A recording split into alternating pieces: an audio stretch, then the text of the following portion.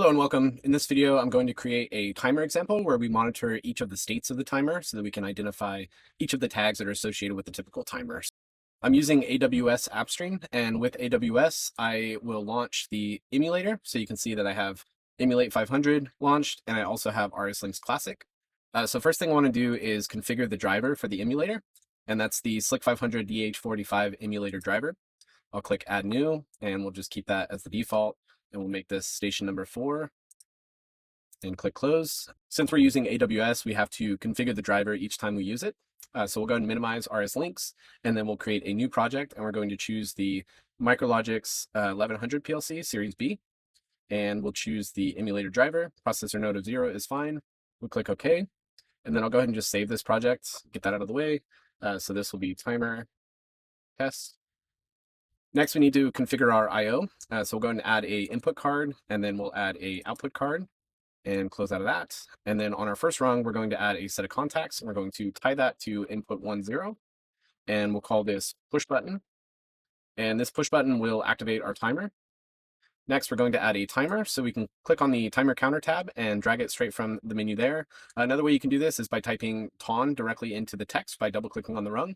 So several ways to do that. And then the data file associated with timers is the T4 data type. So we'll do T40, which is our first timer.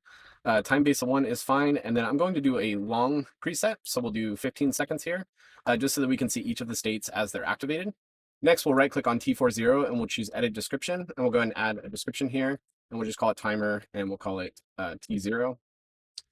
And then on the next rung, we're going to add an open set of contacts, and this is going to be assigned to T40.en for enable. We'll click enter.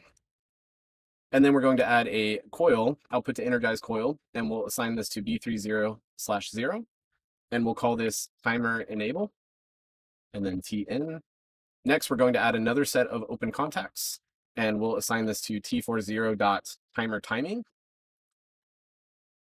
Cancel out of that, and then we're going to add a output to energize coil, and we'll assign this to B30/1, and we'll call this timer timing, and we'll just call it TTT. Next, we're going to add another set of open contacts, and this is going to be assigned to the T40 done bit. So that's .dn. Next, we'll add a OTE coil, and we'll assign this to B30/2, and we'll call this timer done. And then in the symbol, we'll just call it TDN. Okay, so now we have our logic where when we toggle the push button from false to true, our timer is activated and we'll begin timing. So we should see a true on the enable, and we should also see a true on the timer timing. As the timer is timing, the done bit will be false until the accumulated value matches the preset value. So we'll go ahead and verify the rung, and we'll download our program to our PLC. And then we're going to place the PLC in run mode. And we're going to right click on our push button, toggle our bit. And you can see that our enable is true, our timer timing is true. And when the done bit goes true, our timer timing bit should go false. So we'll let that count to 15 seconds. And our timer is done, our timer timing goes false, and our done bit goes true. Thank you for watching, and I hope this helps.